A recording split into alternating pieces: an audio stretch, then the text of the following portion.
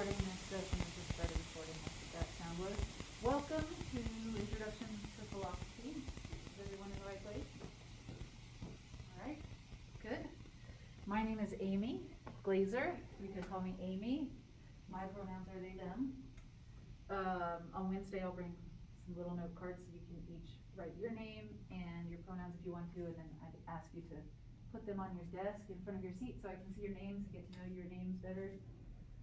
The first thing I'm going to ask you to do today is to put your laptops away. This most of the time will be a laptop-free zone, screen-free zone that includes phones as well.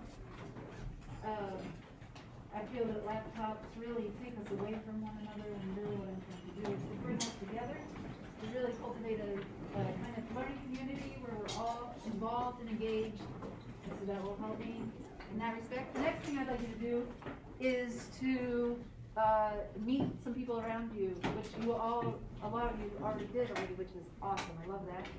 But find someone new, maybe you haven't met. Tell them your name. Tell them anything you want about yourself, and also why you're taking the class. And make sure everyone around you has someone to talk to. Make sure no one gets left out. I think what's in this room, we also need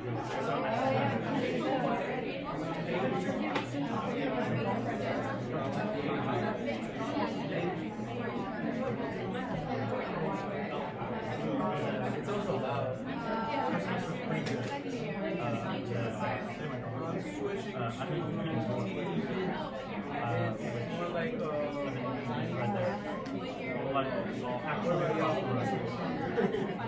I was in, you know, the track towers, like 3 big towers and Letting people introduce themselves, get to know each other, break the ice a little bit.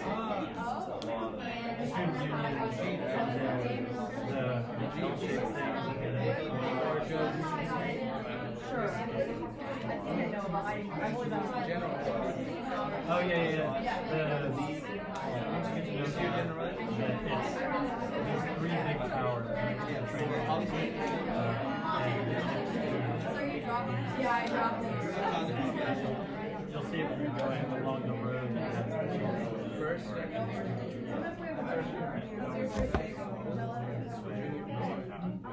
I was there. They were right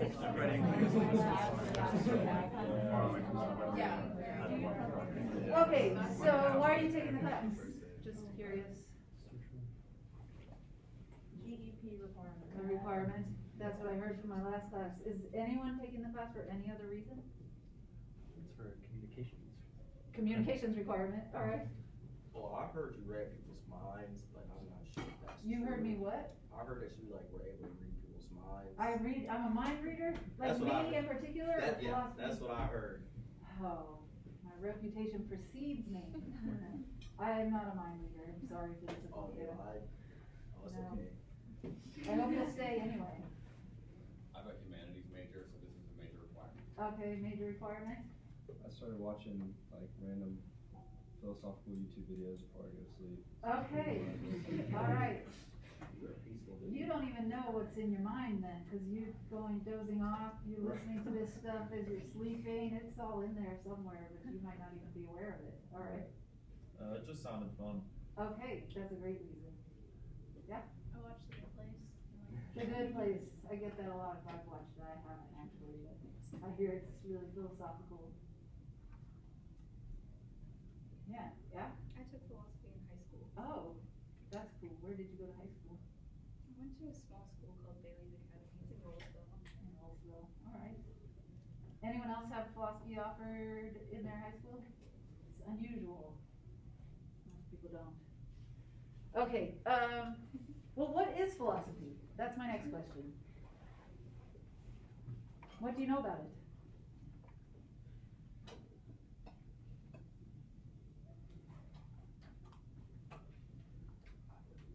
All the way in the back there, yeah. Well, me personally, I see philosophy and like ideology going like hand in hand. Okay, so something to do with ideology. What's ideology? What I would say it's like basically like what you live by, like your beliefs. Okay, morality, that's a big part of philosophy. Ethics, it's a branch of philosophy actually, so I'll write it up here, alright? You said ethics is what you live by. We'll talk more about what that is, but let's stick with what philosophy is first. So, yeah. It's the way you think. Okay, how you think? Yeah. It has a lot to do with human nature. We talk a lot about human nature. Yep. What's really part of human nature and what's not part of human nature? That's a philosophical question in part. Other ideas about what philosophy is? Yeah. Like study of like worldview. Study of different worldviews and also our own worldviews, how our views are shaped by our culture, by our surroundings. What's part of our worldview? What does that even mean? Yeah, those are all philosophical issues. Yeah. It's also somewhat the study of like logic. Okay, logic, another branch of philosophy, so I'll write logic on the board here. I know might not be able to see the board in the video, and I'm just recording the first day because I know there will be people who get added late, but I generally won't be recording the class sessions, but wanted to make sure this information is available outside of this class. Yeah. Would the study of like emotions and stuff also fall under philosophy too? Yeah, philosophers study emotions, so we might put that in philosophy of mind. Another branch of philosophy. So it gets divvied up a little bit differently depending on who you ask. But we've gotten a lot of the main points. So before we talk about the different components, different branches of philosophy, let's just talk about what philosophy is overall. So philosophy depends heavily on arguments and reasons.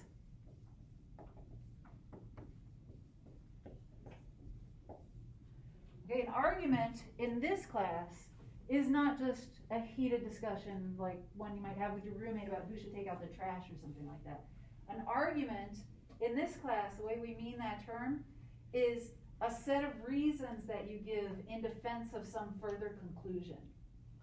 So a lot of the time in this class, we will write arguments in a what we call standard form, where we number each of those reasons. These are called premises. And then we draw a big line and we write a conclusion beneath it. And the idea is that the reasons that you give up here, the premises, are supposed to provide support to the conclusion, a reason for believing this conclusion. Okay, so we're going to spend a lot of time talking about arguments and reason, and that all falls under logic, really.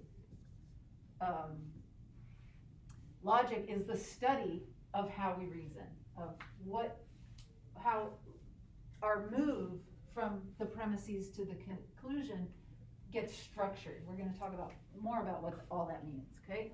But philosophy deals largely with arguments and reasons. And, well, here's an example. So we could say Frosted Flakes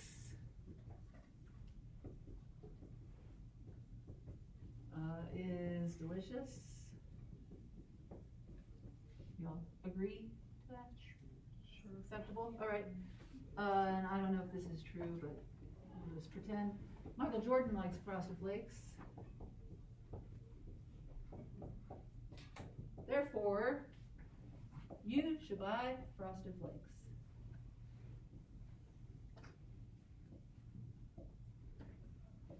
Okay, so this is not a good argument, right? In my opinion, I don't believe that Michael Jordan's cereal preferences have anything to do with what kind of cereal I should buy, okay? Because we just might like different things. But this is still an argument because it's an attempt to convince you on the basis of these premises that this conclusion is true, okay? So logic is the study of how we reason, what makes a good argument, how the premises and the conclusion relate to one another. Okay, and the author of the primary textbook that we're going to use in this class, which is called Ultimate Questions, which you do not need to buy, it's all on Moodle for you, Niels Rauhut, he says that philosophy is an attempt to make sense of the world.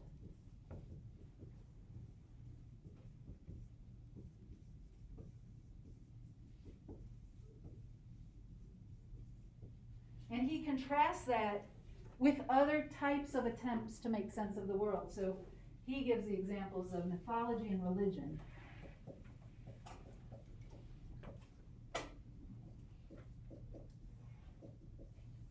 So mythology attempts to make sense of the world by telling stories. Okay, they tell stories about where the sun came from, what thunder means, okay, all kinds of stories. And it doesn't really, they're not supposed to be true. They're not aiming at the truth. They're just stories to help us understand what's going on. Okay, that's mythology. The fact that it's mythology means the stories likely aren't true, but they're stories that can still be useful to us. Religion attempts to make sense of the world through divine revelation, taking whatever you take to be the Word of God to help you understand your role in the world, what your purpose is, what your obligations to others are. Okay, you take that, what you believe to be the Word of God, and you attempt to understand the world based on that. Maybe it's the Bible where you believe God has revealed His Word, and you read that and you try to understand it, and you try to make sense of your place in the world and who we are and where we are. Philosophy, like these, is an attempt to make sense of a kind of broader picture attempt, but it, again, is based on reasons and arguments, and that's what sets it apart from these other ways of making sense of the world. Okay? Faith is believing things without reason, believing something without a reason. Philosophy, in some sense, is just the opposite of that. It's trying to give reasons for what we believe. And in the case of this class where it's here, and for many of you, except for all that dreaming you did about philosophical YouTube videos, in this case, philosophy asks you to look at the beliefs you already hold and think about, for the first time maybe in some cases, to think about why you hold the beliefs that you do, to challenge those, even beliefs that you may not know that you have, those deeper assumptions that you haven't really looked at or questioned. Philosophy asks you to question those. It asks us to question those together. Also the assumptions that we make as a culture, to look at those and to consider the reasons we have for believing them. Hope this is still recording.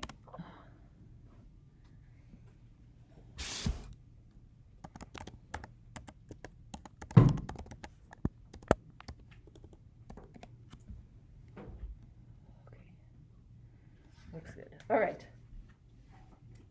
Any questions so far?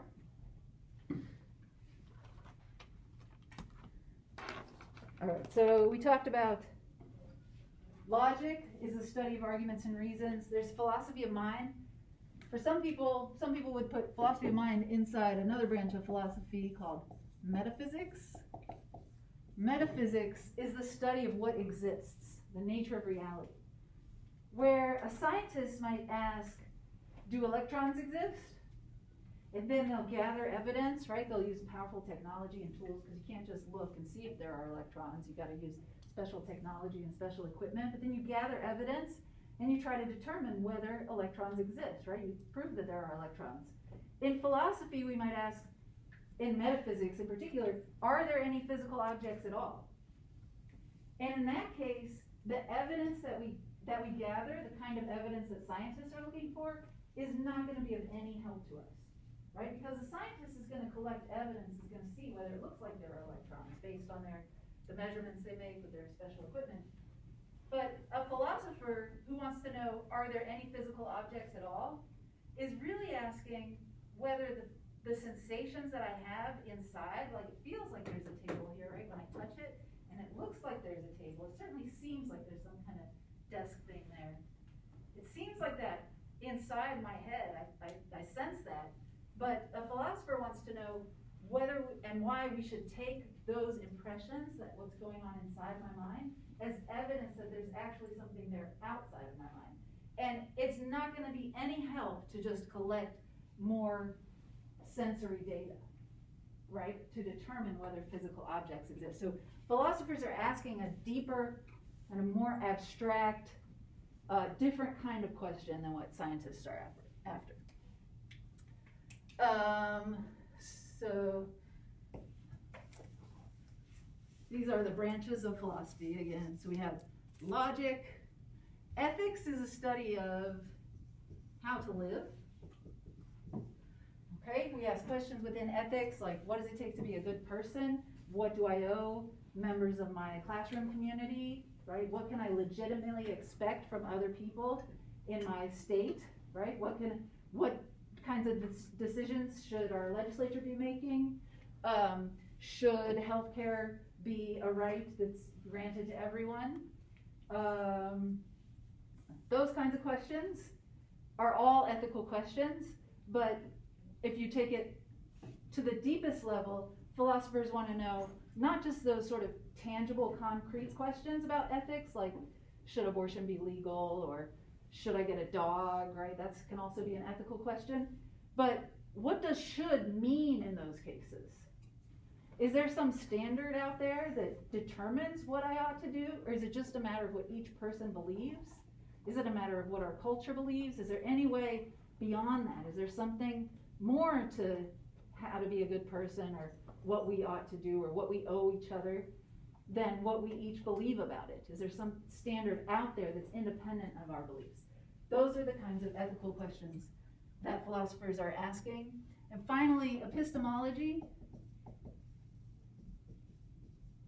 is a study of knowledge.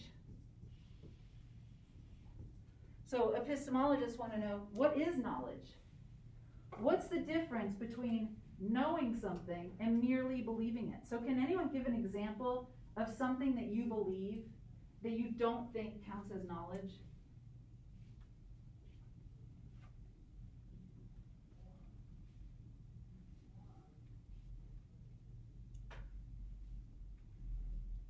Like if I were to believe that the state's gonna win football Okay. championship this year. Okay, you believe, well, you said if I were to believe Yeah, that, so, but do you believe it?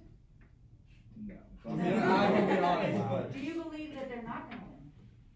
no, I'm not necessarily. No, you just don't have a belief about that. Right, cause there's no Don't way to know. know, Okay, so, yeah, Okay. it couldn't be knowledge, right? well, it hasn't happened yet, so you might say that we can't know it yet. I believe that all people are born good. All people are born good. Okay, so why do you not count that as knowledge? Because there's no way of knowing if that's actually true. Okay, so why do you believe it? It's just something, it's like a gut feeling, I guess. Okay, intuition, something like that.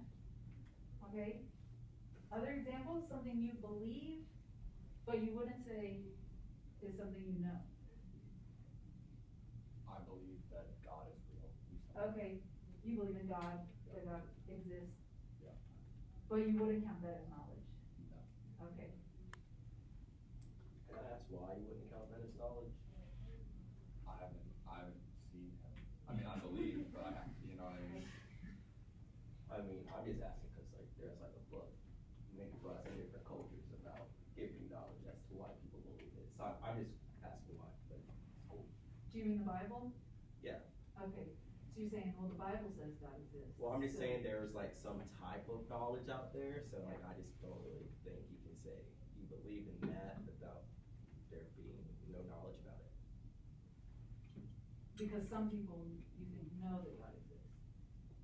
Is that what you're saying? Well, I don't wanna like put my belief out there, I'm just Yeah. saying like there's like some evidence that may be true, but also may be false, but at the end of the day, it's still some type of knowledge, I think. What's not the knowledge?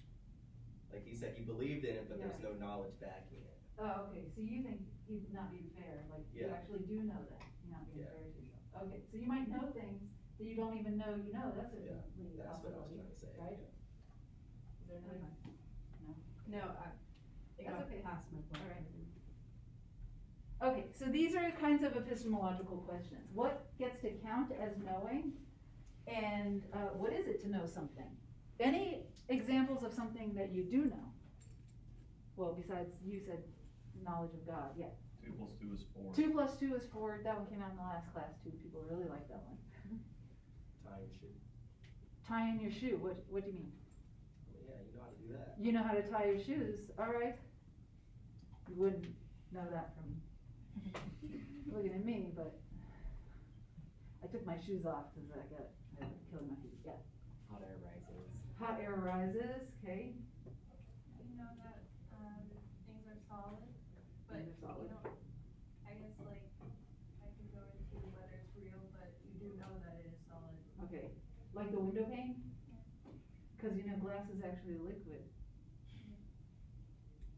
Do you know that? It's like, if you look at really old windows, you can see that they're thicker at the bottom, cause it's actually flowing really slowly. What do you think about that? Didn't know that. I heard somewhere that was debunked at some point. Oh, did I don't just have give a you all source for false that. information? But, Don't believe anything I say, that's case in point. Alright, so, this is all by way of introduction, alright? So now I'm gonna, ask some people to pass out some papers. Does anyone wanna help me distribute? Alright, you can start at the back. Anyone else wanna walk around some? Alright, start up here, gonna take this out. There's one.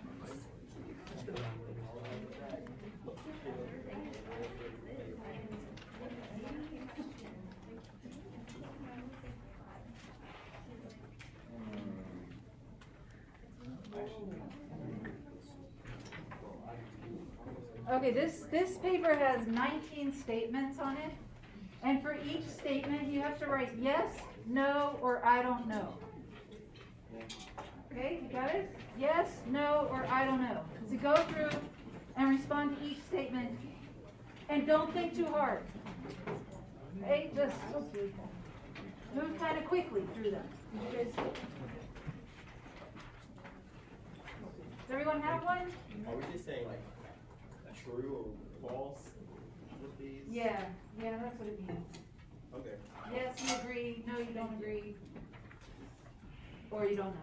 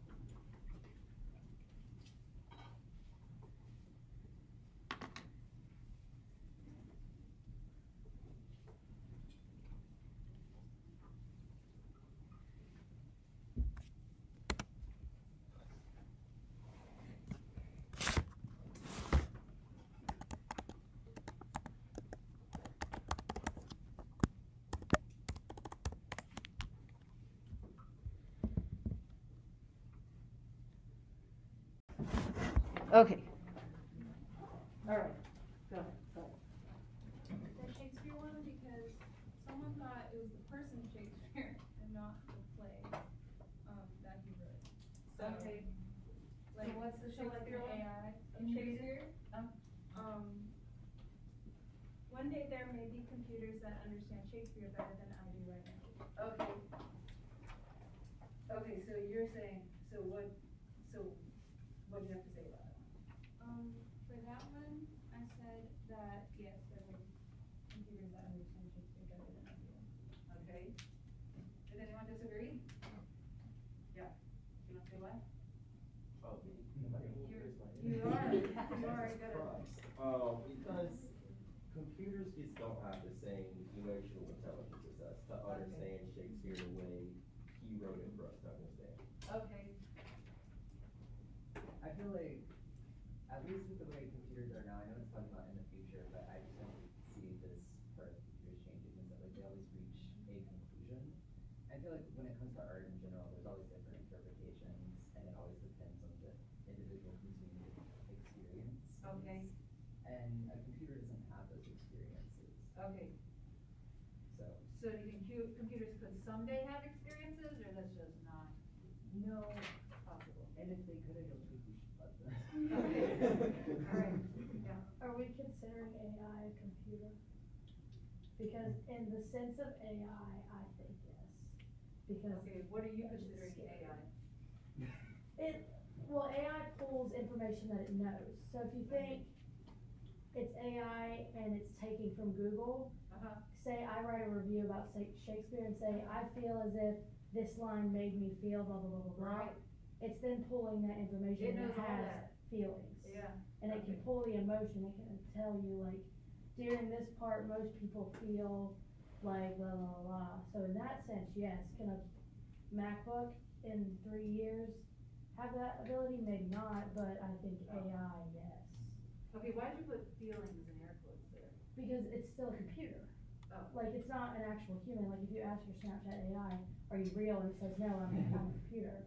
Like, Yeah. so it doesn't have our emotions, our feelings, but it has the feelings because that's what we've told it, I guess is the best way that I can put it, is we've told it what we feel, so the computer feels that way.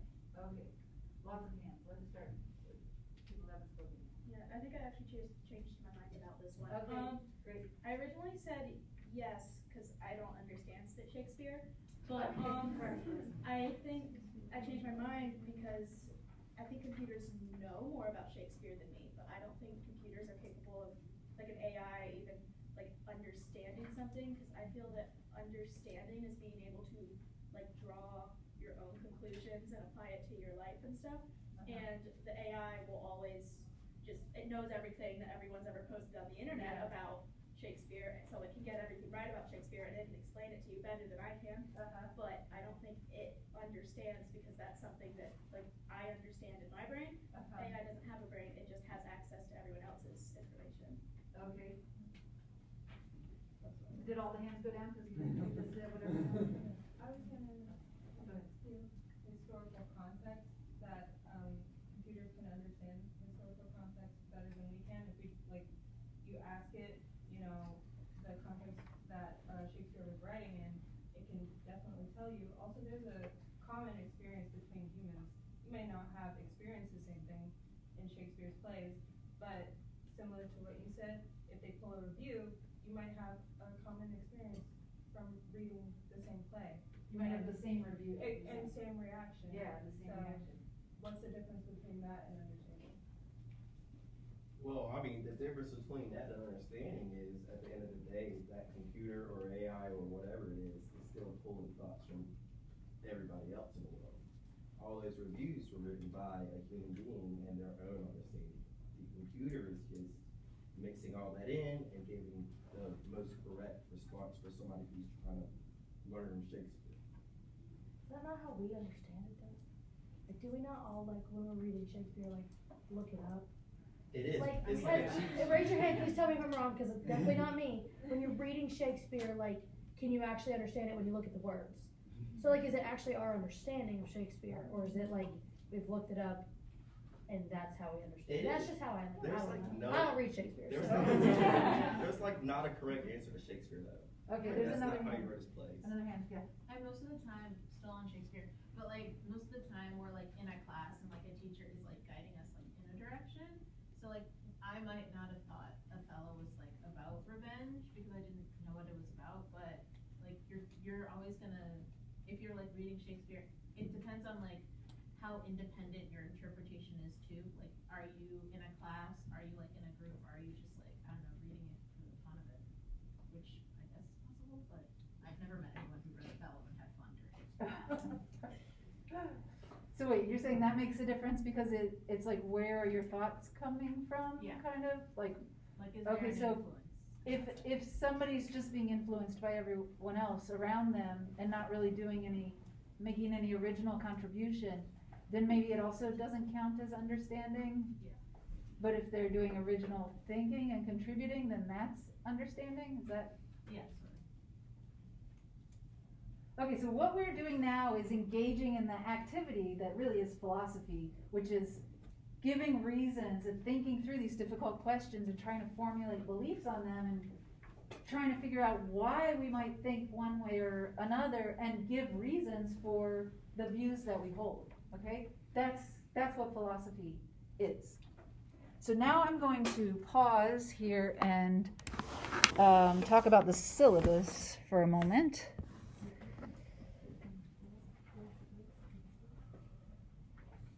if I can figure out how to do this with this recording.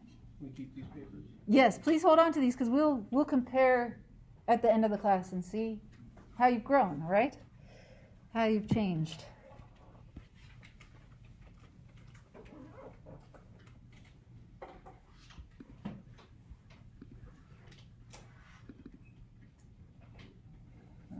Okay. Okay, so the syllabus is up on the Moodle page, and I'll pull up the Moodle page in a moment. But here it is. I have a long introductory section here and a note about your health. One thing I want to say about your health is that if you're sick, you should not come to class, okay? Attendance is required, so one thing I'd like you to do is pull out your laptops right now. There's a Moodle attendance sheet. You should sign in. The word of the day is banana. You should go ahead and sign in using that word of the day. And then you can put your laptops away.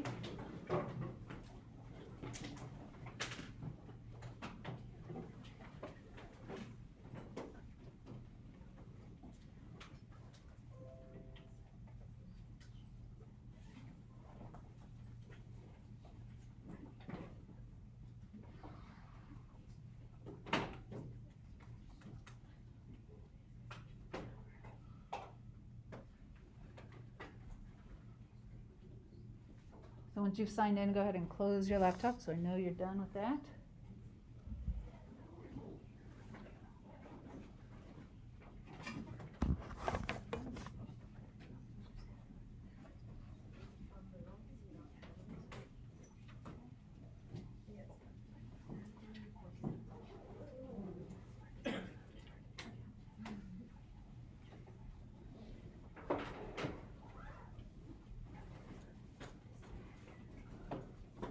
Anyone having trouble?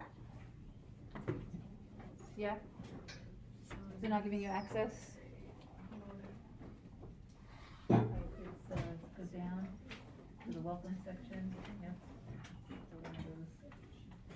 Right there. Yeah, so this, wait, can you go up this one? That's fine. Yeah, go.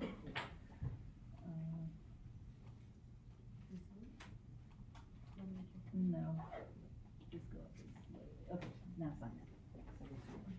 All right. Okay, everyone did that all right? Okay, so attendance is required. I'm going to ask you to sign in every day, and if I forget to do that, please let me know. We just signed in attendance. If you did you do that before you left? So ask the person next to you. They'll fill you in how to do that. Okay, so, however, if you're sick, don't come to class. It doesn't count against you, okay? Let me know that you're not there because you're sick. And in this class, we will often complete in-class activities together, exercises. Those are all part of your participation grade, and many of those will be completed with a group.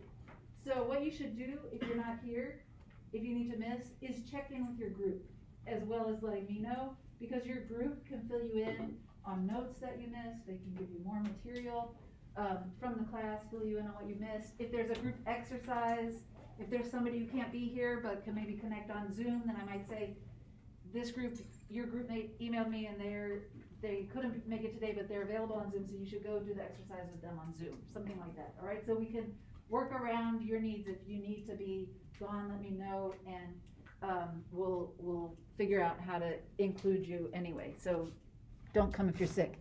We're also experiencing a mental health crisis on campus. Last year there were several suicides on campus. I'm sure you're aware of that. Well, I'm assuming you're aware of that. Maybe you're not, but so how you're doing is really important. It's important not only because I care about your welfare and your well-being, but it's important also to how our class goes. So what you may have already figured out is that this is not a standard kind of class. This is not a class where I'm just going to be here lecturing and you're going to be sitting and passively absorbing what I've said, like I mentioned. It's an active endeavor. Philosophy requires that you participate. And so how you're doing, if you're sick, if you're not well, matters to how the course goes. It matters if you ate a good breakfast or lunch or wherever you are in your day, maybe you just woke up for late classes. It matters if you got enough sleep last night. All those things can make a difference to our conversations. And as it turns out, some people in this class will have an easier time contributing to our discussions. Some people will have a more difficult time joining into a conversation, speaking in front of a whole class. That's easy for some people, and it's not as easy for other people, and that can be shaped by your experiences, by your gender, by other aspects of your personality. And so I just want to start by calling our attention to that and let you know that I taught this section 15 minutes before you all walked into the room, and it went an entirely different direction. I mean, I handed out the same worksheet and we had a completely different conversation about it. So that just goes to show that your presence in this classroom matters to what comes out of the classroom, to what we take away, all of us, me and yourselves included. And so this is not the kind of class where you can just hear what I have to say and that's the end of it. It's an activity that we participate in together, and how you're doing is going to impact how we do philosophy together. Okay, so part of the reason I have you working in groups is so that if you need to be gone, you can get caught up by working with your group mates, by asking your group mates for support, but also so that your group mates can just be a kind of a source of support for you throughout the semester, somebody to check in. You could check in with each other, make sure everyone's doing okay. And if any of your group mates become unresponsive, you haven't heard from them in a while, you haven't seen them in class, it's really important for you to let me know that so that I can reach out to them and support them. There are a ton of resources on campus, and I've included a lot of resources on our Moodle page for you to take care of your health, take care of your mental health. There's drop-in counseling hours, which I've listed here, from 12 to 2 p.m. on Wednesdays in room 115 of the 1911 building. If you want mental health support from qualified professionals, and peer support also in those drop-in hours. And the first section on the Moodle page is just a list of links. There's also a link for you to receive support with meeting your basic needs. If anyone is housing or food insecure, there's support resources for that through the university also. So I just want to note all that and also just tie it to our class, because we're a class full of embodied people, right? We all have experiences and things that we bring to this conversation, and that makes a difference to the learning that we do together. Okay, so I don't want to ignore the context that we're undertaking this class within. It makes a difference to us. What's going on outside, the fact that we are, on the heels of pandemic, y'all are mostly freshmen and sophomores, is that right? So you were probably, freshmen in high school when the world shut down? Is that somewhere around there? Okay, so what the last 4 years have been like for you is important. We're not just going to ignore that in this class. We're going to address it directly, and we're going to talk more about COVID and the kind of context that we're learning within, because that makes a difference to all the learning that we do. Okay? It's philosophical also. It raises all kinds of philosophical questions, this context that we're doing philosophy within. Like I said, attendance is mandatory, so make sure you sign in at the beginning of the day, and if I forget to ask you to do that, then somebody please remind me. Here is a schedule. You can read the course objectives on your own, but here's a schedule, and the way the class works is that most days we will have some assigned reading. You don't have to purchase a textbook for this class. Everything is available on Moodle. We're going to start on Wednesday with Ultimate Questions Chapter 2, and that's already posted. 10 times throughout the semester, which is almost every week, we'll have a quiz to assess your understanding of the material we've covered up to that point. The quiz will be administered the first 30 minutes of class on the date that it's listed. And so you come into class, you'll just start taking the quiz, and either at 3:30 or when everyone in the class has finished taking the quiz, then we'll start class on those quiz days.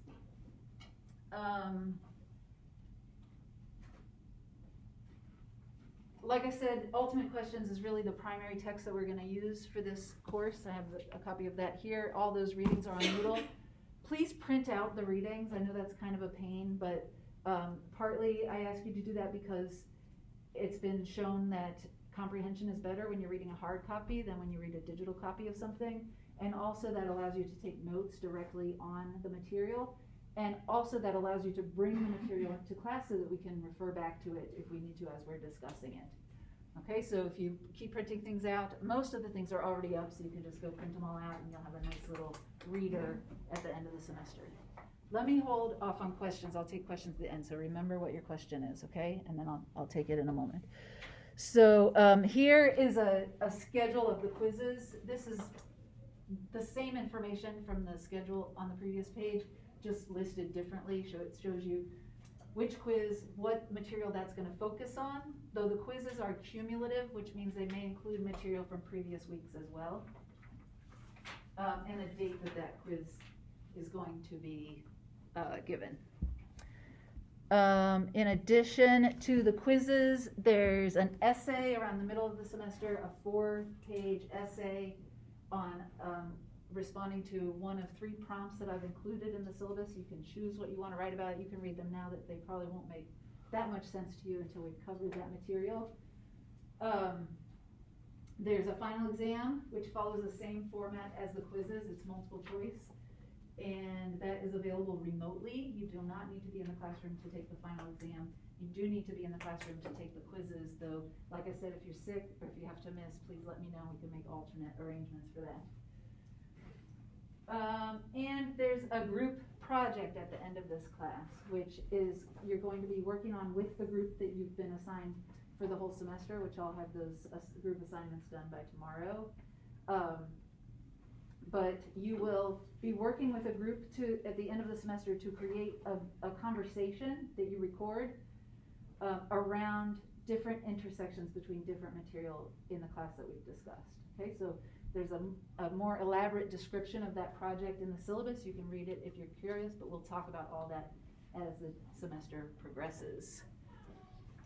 There is a participation grade in this class, so like I said, attendance is mandatory. But we'll also be doing a lot of in-class exercises, so your participation grade will be based on those exercises that we do together, which are all graded pass-fail, if either you do them adequately or you weren't here probably.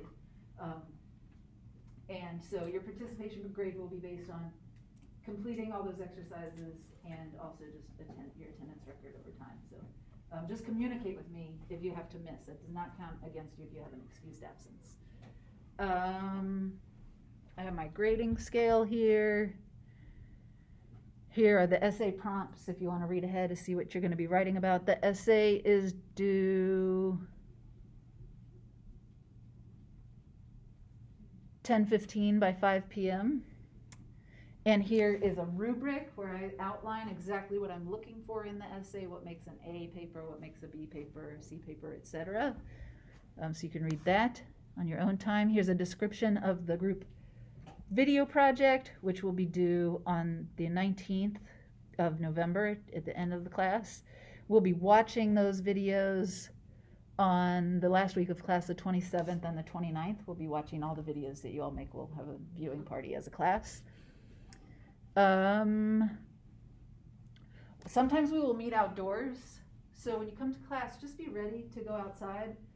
If you have any difficulty going outside or moving around, if you have any accessibility needs, please let me know so that I can plan accordingly. I want to make sure everyone is okay and taken care of. But I think being outside just offers us a different environment, a different kind of learning takes place, and offers us a safer environment to interact and a more flexible space to move around in. Like I said, don't use laptops or your phones in this class. If that's a problem for you, also speak to me about that. I can make an exception, but in general, that's my request. I have a late policy here. Like I said, my name is Amy. My pronouns are they, them. I'm going to give you all a name tag on Wednesday, which I'll ask you to keep on your desk whenever we're in class so I can get to learn your names a little better. And sometimes we'll email you or post updates on Moodle, so make sure you stay tuned in to those two places. There's a discussion forum, which you're welcome. If you want to communicate something to the rest of the class, you're welcome to use the discussion forum for that. If something doesn't sit right with you after class, you want to talk to your classmates about it, feel free to use that as a way to communicate. I will hold office hours from 12:15 to 1:15 on Mondays and Wednesdays. We can meet on Zoom during that time if you'd like. Just send me an email. We can set up a Zoom meeting, or we can meet in person. If we meet in person, I prefer to meet outside, so it's helpful if you let me know in advance and we can pick a spot to meet. We can go for a walk. enjoy the atmosphere, the weather. And, here's more note on your health and COVID. So COVID is still here with us. I do encourage masking in my classroom. It's a crowded space where if anyone in this room has COVID, other people are likely to be infected because we're spending a lot of time in this space together and close together. And like I said, if you're sick, stay away. The campus is still providing COVID tests, at-home COVID tests. So there's information on where to get those on Moodle in that first section. You can also get vaccinations here for free and booster shots. If you haven't done that, I recommend it. It's an effective way to protect yourself against COVID. There's a website on campus where you can support your classmates and your campus mates. If anyone is displaying behavior that concerns you, you can submit a referral for them and somebody will reach out to them to try to offer them help and support. And if you're not comfortable seeking support for yourself, seeking mental health support, you could use that referral page to submit a referral on your behalf, and then someone will reach out to you and try to offer you support. So all those links are on Moodle and in the syllabus. I encourage you to make use of that if you need to. And if anybody in the class disappears, if we haven't heard from you, and I'll find that out from your group mates, hopefully, and from the attendance record, then I will probably be submitting a referral on your behalf, okay? So make sure if you're just going to disappear for a couple weeks that you let me know what's going on with you, because I will worry about you. So are there any questions? Now it's time for questions. You had a question earlier. That's why I was you looking. answered it like a while ago. All right, yeah. For our essay, can we, if we have a draft before the due date, can we send you it? Yeah, sure, yeah, I'd be happy to provide support before the essay is due, yeah. Quick question, where are the printers on campus if you wanna? It's in the libraries. Does anyone, I'm just assuming There's a place you can get it done in the student union, by the cafeteria area. There's a printer area there. You have to load money onto your card. Yeah. How much is it? It's like 10 10 cents cents a a page. It's 10 cents a page? Yeah. Okay. We're using ink and paper. What? We're using ink and paper, and it Yeah. can't be included in our tuition. Yeah. It's not allowed. Okay, well, Go to wolfpackonecard.com and then you can log in. all right, well, I'm gonna think on that. Does anyone know any cheaper, more affordable printing options? You always just have to pay 10 That's cents what I a had page? to do all last year. Mm-hmm. It was, and if you need pictures on it or something, it can be up to $1 per page. Yeah, especially if you want color on it. It's not color, you don't need to print anything in color. It's expensive. All right, I take that back then. Don't print unless you want to until I get back to you about that. I didn't think it was that expensive, so let me think on that, and I'll let you know in our next class what I've decided. Okay. I'm not sure how many pages I've got total in there, so that might factor into my decision. Any other questions? So what do we need to read before next class? Okay, good question. So you should start on chapter 2 of Ultimate Questions.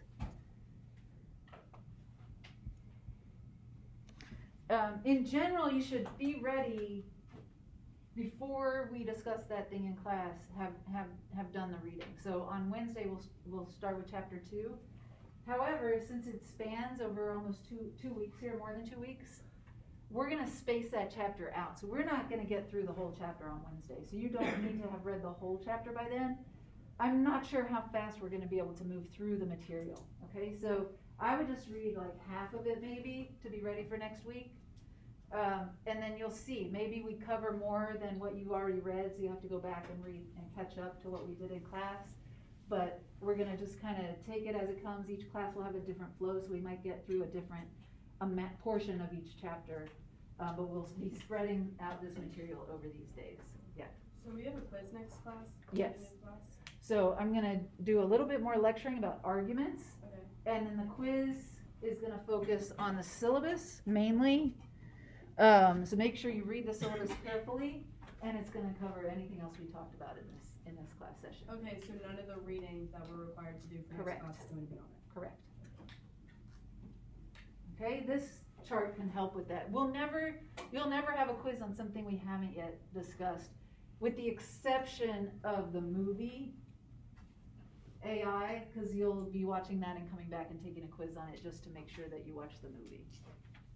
I think that's the only exception, the stuff that happens when we don't have class, like over fall break. And but otherwise, the quizzes will focus on the material covered up to that point in class. Okay, so that gets a little bit confusing because like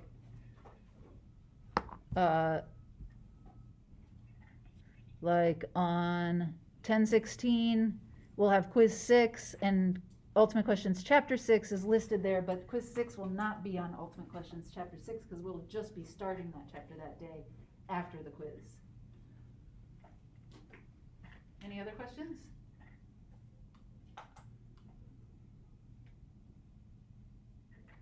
Okay, so we said that philosophy is about arguments and reason. And so where we're going to start is in thinking about arguments. And we're going to look at different kinds of arguments, different ways that you can structure an argument. So here's an argument. And that stands for conclusion. This happens to be a deductively valid argument. It has this special feature known as deductive validity, which is the following feature. If the premises are true, the conclusion has to be true. It's 100% guaranteed. It's impossible for this stuff to be true and the conclusion not to be true. Okay? This argument is deductively valid. And deductive validity is a matter of the structure of the argument, the abstract structure, really. So we can see whether an argument is valid just by looking at its structure without knowing anything about what the argument is actually saying. To look at an argument structure, we symbolize the argument. And the way you symbolize an argument is by following two rules. The first rule is, when we symbolize an argument, let me start over. When we symbolize an argument, we use capital letters to stand for whole sentences, complete sentences. So the two rules are, if you have the same sentence, you use the same letter. That's one rule. And the other rule is, if you have a different sentence, you have to use a different letter. Those are the two rules, okay? If we follow those two rules, then we symbolize our argument. So here's an example of how we might symbolize this argument here. Premise 1, if you die, so we're going to use the letter capital D to stand for this sentence. You die. Okay? Then, B, your brain decays. Okay, so here I'm using B to stand for this sentence. Your brain decays.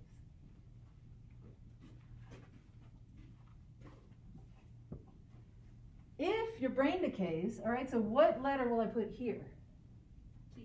B, great. If your brain decays, then you can't think or feel. I'm just choosing arbitrary letters that are, related to words in those sentences, but the choice of letter is up to you. You only have to follow those two rules. If you have the same sentence, use the same letter. Different sentence, use a different letter. If B, then T, and the conclusion, what's the conclusion? If D, then T. Great. Okay, so this is how we've symbolized this argument. And what I've said is that deductive validity, this special feature that if the premises are true, the conclusion has to be true, this is a matter of the argument's structure. And so we can look at this structure and know that this is valid. And that means that any sentence we plug in, as long as we follow our two rules, any sentences we plug in for these letters is going to result in a valid argument. Because that's just the structure that this argument has. If it's true that if D then B, and it's true that if B then T, then it has to be the case that if D is true, then T is true. The conclusion has to follow. And another way, again, to say that is that it's impossible for the premises to be true and the conclusion false if the argument is deductively valid. Okay, so can you substitute something else into this structure and see what you get? So try that right now. Try to substitute something different into this structure, not related to brain decay. Sorry to start with something so morbid, but make an argument about something else that follows this structure.